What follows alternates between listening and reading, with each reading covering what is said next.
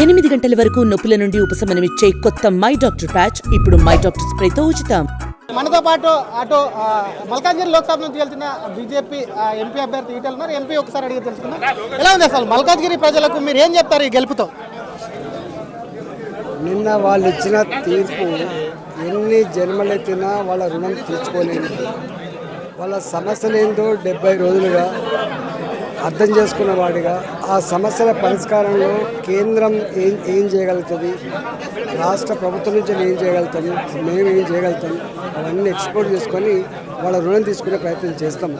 అన్నిటికంటే ముఖ్యంగా మల్కాజిగిరి పార్లమెంట్ ఒక మినీ ఇండియాగా ఉన్నటువంటిది కాబట్టి, న్యూలీ ఎక్స్పాండెడ్ సిటీ కాబట్టి డెఫినెట్గా వాళ్ళ అవసరాలు ఏందో, వాళ్ళ సమస్యలు ఏందో అర్థం చేసుకున్న వాడిగా వాటిని అడ్రస్ చేసే ప్రయత్నం చేస్తాం. రేవంత్ రెడ్డి అంతా ప్రతిష్టాత్మకంగా తీసుకున్న సిట్టింగ్ స్థానమై కూడా ఎట్టి పరిస్థితుల్లో గెలవని అని అన్నారు. మరొక పక్క బీఆర్ఎస్ ఆత్మహత్య చేసుకొని బీజేపీకి ఓటేసిందని చెప్పి ఈరోజు కామెంట్ చేసింది. అంటే నోరుందని మీడియాలో వార్తలు వస్తాయని చెప్పి ఏది పడుతుందని మాట్లాడడం మంచిది కాదు, ఎవడు శాశ్వతం కాదు. అంటే 100 సంవత్సరాల చేతులని కాంగ్రెస్ పార్టీ కూడా మొన్నటి వరకు బక్కచిక్కిపోయింది. అంత మాత్రాన పార్టీలు ఒక్కొక్క సందర్భంలో పోతాయి, కిందికి మళ్ళీ పెరుగుతాయి. దాన్ని బట్టి అహంకారపూరితంగా ఆ పార్టీ ఆత్మహత్య చేసుకున్నది, ఆత్మహత్య చేసుకుని భారతీయ జనతా పార్టీకి ఊపి పానం పొడిచింది. ఈ చిలిపి మాటలు మంచి కాదు. బీఆర్ఎస్కు డిపాజిట్ తక్కువడం చాలా చోట్ల ఎట్లా చూస్తారు?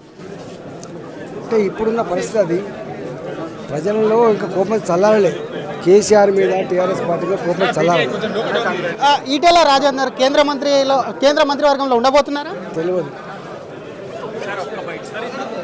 ఉండట్లేదా కేంద్ర మంత్రి? తెలియదు. ప్రయత్నాలు చేస్తే పైరులు చేస్తే రాదు. మా పార్టీలో ఎవరు వాళ్ళ ఈక్వేషన్స్ బట్టి వాళ్ళ అవసరాలను బట్టి దేశ ప్రజలకు సేవ చేసే దాన్ని బట్టి ఉంటుంది తప్ప.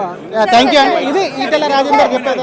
అవసరాలను బట్టి కూడా కేంద్ర మంత్రి పదవి అనేది కూడా వస్తుందని చెప్తుంటే, మరొక పక్క మల్కాజ్గిరి ప్రజలు తనకు మీద నమ్మకం పెట్టి ఒకవైపు తను చెప్పినటువంటి మాటల్ని విని కూడా ఒకవైపు ఓట్లు వేశారు కాబట్టి ఖచ్చితంగా అక్కడ ఇచ్చినటువంటి హామీలు కేంద్ర ప్రభుత్వం నుంచి కూడా ఒకవైపు కూడా నిధులే కాకుండా రాష్ట్ర ప్రభుత్వం నుంచి కూడా నిధులు తీసుకొచ్చి మల్కాజ్గిరి ప్రజలకు ఇచ్చినటువంటి హామీలన్నీ నెరవేరుస్తానని చెప్పి కూడా ఈటెల రాజేందర్ అంటున్నారు. కెమెరామ్యాన్ గణేష్తో శ్రీధర్, RTV హైదరాబాద్. మరిన్ని వీడియోస్ కోసం ఛానల్ ని సబ్స్క్రైబ్ చేయండి, లేటెస్ట్ అప్డేట్స్ కోసం వాట్సాప్ ఛానల్ ని ఫాలో చేయండి అండ్ లింక్ డిస్క్రిప్షన్ లో ఉంది.